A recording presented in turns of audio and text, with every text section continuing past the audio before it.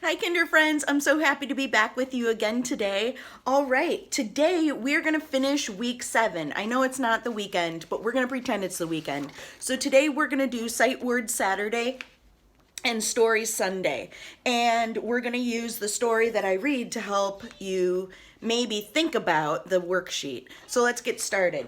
For Sight Word Saturday, we've already done all our rainbow words. I've shown you all 6 colors with 10 words each. So 6 sets of 10 is how many words, do you know? 60 words. So you have learned 60 words so far. If you can read all of them, yay! If you're still learning them, yay! Keep working on it. So what we want to try to do is learn all 60 words before you go to first grade. So you have all summer to work on them. And we're trying to get you to be able to read them in stories and in books and be able to write them without someone telling you how to spell them. And my cat Willow wants to join us today. So when you're writing in a journal, you can write those words, or when you're writing a sentence, you can write those words without someone telling you how to spell them. So what I did today is I sorted my rainbow words. I sorted them. Do you remember what it means to sort? It means to put into groups. So I sorted them, and I sorted them by number of letters in the word. So I made one pile of words with one letter in them, and there's only 2 words, I and A. And then I made another pile of all the words with just 2 letters in them. And then I made a pile with all the 3-letter words, and a pile with all the 4-letter words, and then a pile with all the 5 or more letter words. And I was really surprised at how many words we have that are 2 and 3 letters. There's a lot in these packets. So you could do this with the words that you know, or you could do this with all the rainbow words.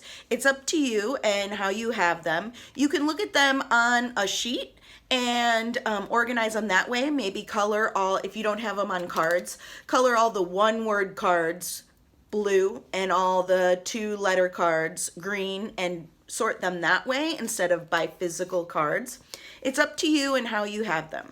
So what I did after I sorted them is I made a list on my paper, and I just took any random paper and I said 1 letter, and I wrote the 2 words that were 1 letter, 2 letters, 3 letters. So what I'm going to do is I'm going to go through my cards and I'm going to write down the words that are all 2 letters. Okay, so I did the first one. The first word is if, I-F, and so I wrote it down. And now I'm going to go to the next word. Do you know what the next word is? Do, D-O. So what I'm going to do is I'm going to do the word do. So how I'm going to do it is I'm going to write do. I'm going to say the word, I'm going to look at it on my card, and then I'm going to write it. D-O, word do. So I'm going to write it, spell it, and read it. And I'm going to go through all my words and put them on the paper. And that's our activity today for sight word. And sometimes it helps us learn new words if we remember, oh wait, that's a 2-letter word. What was it on the list? Oh, the word is my. So sometimes it's helpful to do this. So if you've learned all your words, awesome, great, I'm so proud of you. If you are still working on them, awesome, great, I'm so proud of you. You guys are working so hard, and I know that with practice, we're gonna get better and better and better. So today for Sunday, the worksheet is how to brush your teeth, and we're going to put them in order. We're going to sequence the steps of how we brush our teeth. And I know Mr. Simonson has also been talking to you about brushing teeth this week.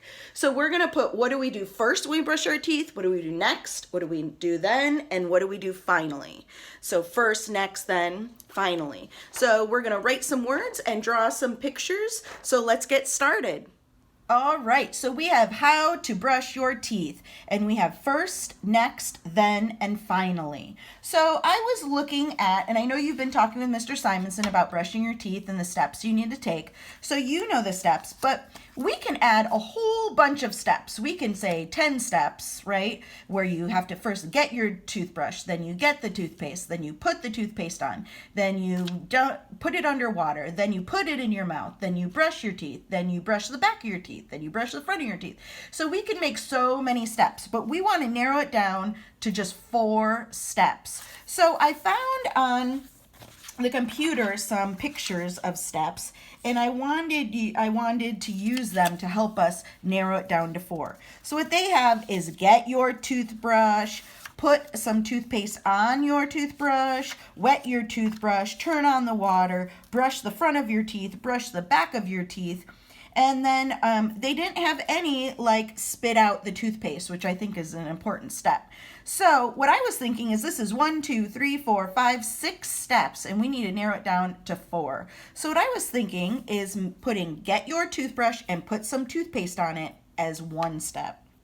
And then wet your toothbrush, and I would say turn off the water, because after we wet our toothbrush, we want to turn the water off. We don't need to leave the water on while we are brushing our teeth, because that just wastes the water. So get your toothbrush, put some toothpaste on it, wet your toothbrush with water, and then turn the water off. And it can stay off while you're brushing your teeth. And then I think the third step should be brush the front of your teeth and brush the back of your teeth. So brushing your teeth. And then the last step, which I don't have a picture, would be spit out the toothpaste. So I'm going to do 1, 2, 3, and then number 4 will be spit out your toothpaste. So I'm going to scooch those out of the way for a minute. So here we go. So step 1 is get your toothbrush and put some toothpaste on it. So first, get your toothbrush.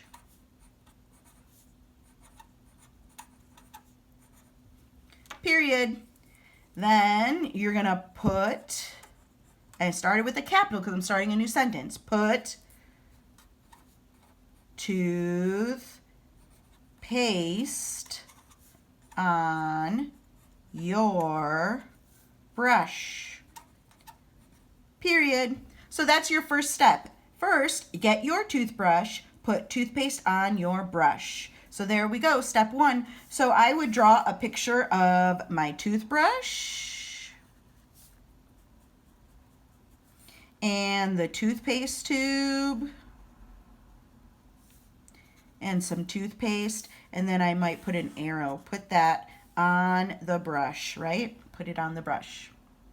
All right, and then we're gonna go to next, wet your brush and turn off the water. Next, wet, and I'm not gonna put a capital because the beginning of the sentence is actually there. They put it there for me. Wet your brush, and I'm gonna use that linking word, and turn off the water. Period. All right, so we have first, get your toothbrush, put toothpaste on your toothbrush. Next, wet your brush and turn off the water. So I draw a picture of me wetting my toothbrush. Then you're gonna brush your teeth, right? Then brush your teeth. Yay, the whole part of brushing your teeth, right? Finally, what did we say is last? Spit out the toothpaste. Period. So first, get your toothbrush, put the toothpaste on your brush. Next, wet your brush and turn off the water. Then brush your teeth. Finally, spit out the toothpaste. So I'm going to draw pictures to go with that. I can't wait to see your steps on how to brush your teeth. Do you agree with me that these are the 4 steps, or did you come up with different steps? Let me know. All right, so our story today, I thought it would be fun to have a dentist story since we're talking about teeth. And this book, Dr. DeSoto, by William Stegg, is an awesome book because I used to read it when I was little. Not this one, this is a new copy that I bought, but I had this book growing up. And so I remember reading this story and my mom and dad reading this story to me a lot. I just seem to really like it. I think because the mouse is cute, I don't know, but I read it a lot. So I thought this would be a perfect story to read to you guys since we're talking about brushing teeth. So here we go, ready? Dr. DeSoto, and he's a little mouse right there in his little dentist chair. All right, here we go. Dr. DeSoto, the dentist, did very good work, so he had no end of patients.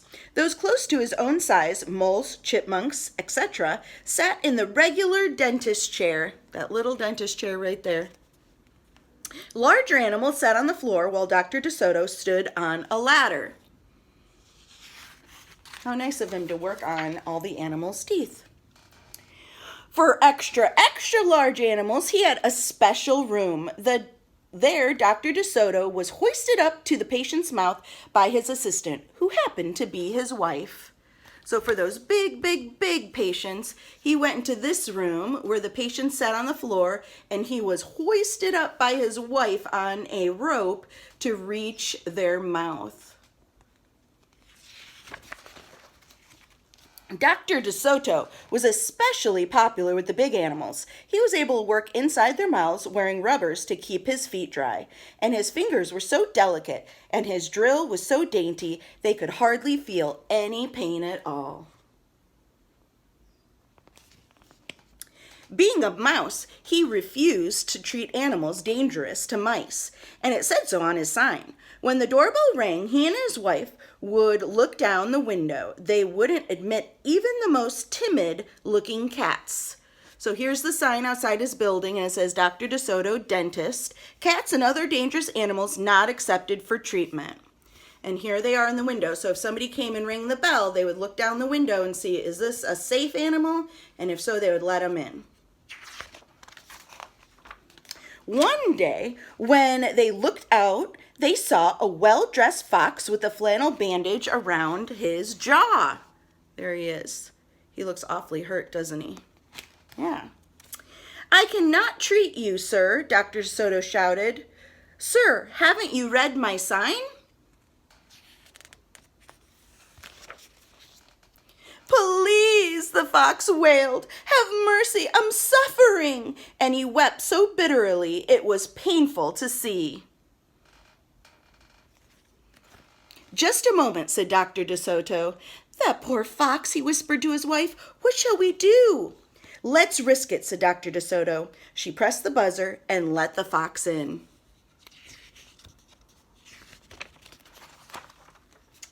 He was up the stairs in a flash.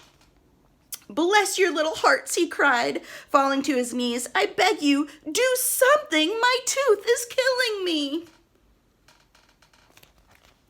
Sit on the floor, sir, said Dr. DeSoto, and remove the bandage, please.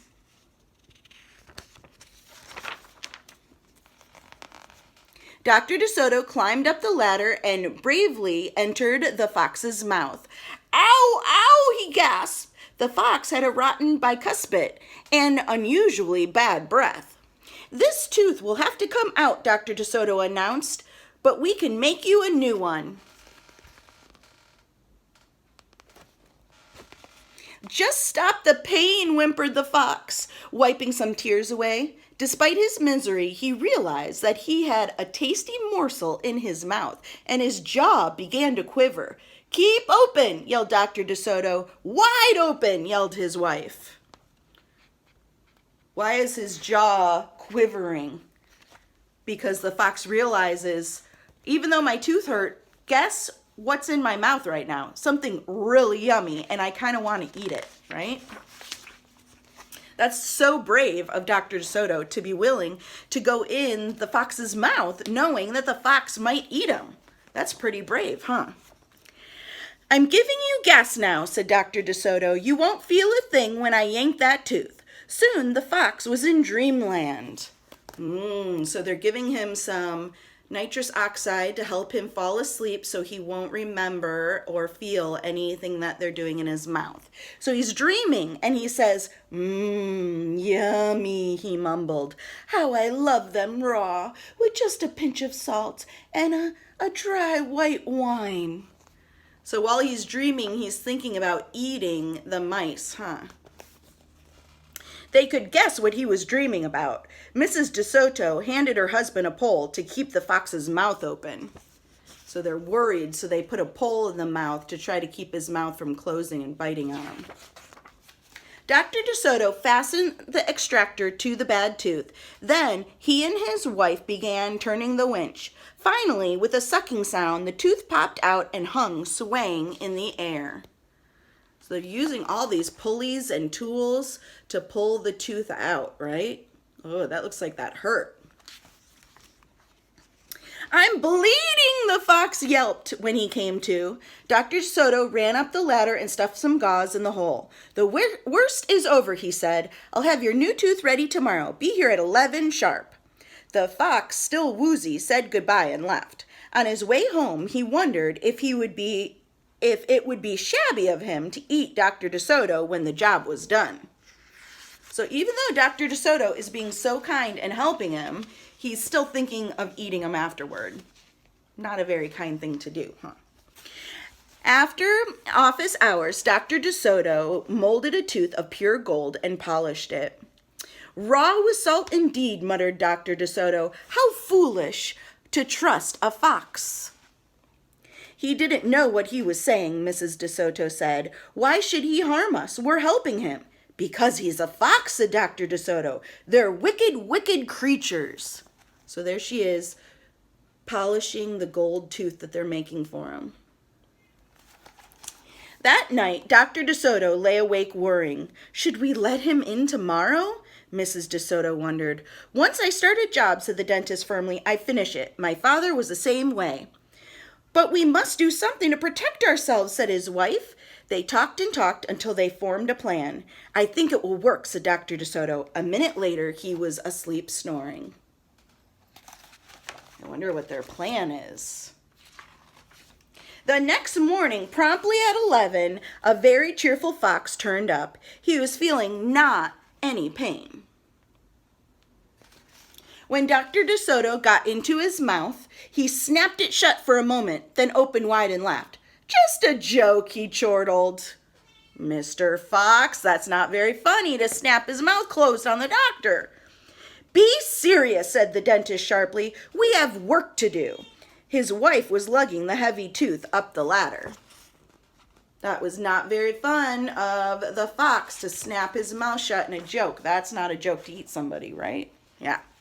"Oh, I love it!" exclaimed the fox. "It's just beautiful." Dr. DeSoto set the gold tooth in the socket and hooked it up to the teeth on both sides. The fox caressed his new tooth with his tongue. "My, it feels good," he thought. "I really shouldn't eat them. On the other hand, how can I resist?" So he's still thinking about eating them. I wonder what the dentist's plan is. "We're not finished," said Dr. DeSoto, holding up a large jug. "I have here a remarkable preparation developed only recently by my wife and me. With just one application, you can be rid of toothaches forever. How would you like to be the first one to receive this unique treatment?" You think he's going to go for it? "I certainly would," the fox declared. "I'll be honored." He hated any kind of personal pain. You will never have to see us again," said Dr. DeSoto. "No one will see you again," said the fox to himself. He had definitely made up his mind to eat them with the help of his brand new gold tooth. Dr. DeSoto stepped into the fox's mouth with a bucket of secret formula and proceeded to paint each tooth. He hummed as he worked. Mrs. DeSoto stood on the ladder, pointing to spots that he missed. The fox looked very happy. I wonder what's in that solution that they're using. When the dentist was done, he stepped out. "Now, close your jaw tight," he said, "and keep them closed for a full minute." The fox did as he was told. Then he tried to open his mouth, but his teeth were stuck together. Oh no! Excuse me. I should have mentioned," said Dr. DeSoto. "You won't be able to open your mouth for a day or two. The secret formula must first penetrate the dentine. But don't worry, no pain ever again." So his mouth is glued shut. What was in that jar? Nothing for teeth. It was just glue. The fox was stunned. He stared at Dr. DeSoto, then at his wife. They smiled and waited. All he could do was say, "Thank you very much," through his clenched teeth, and get up and leave. He tried to do so with dignity. Then he stumbled down the stairs in a daze. Dr. DeSoto and his assistant had outfoxed the fox. They kissed each other and took the rest of the day off.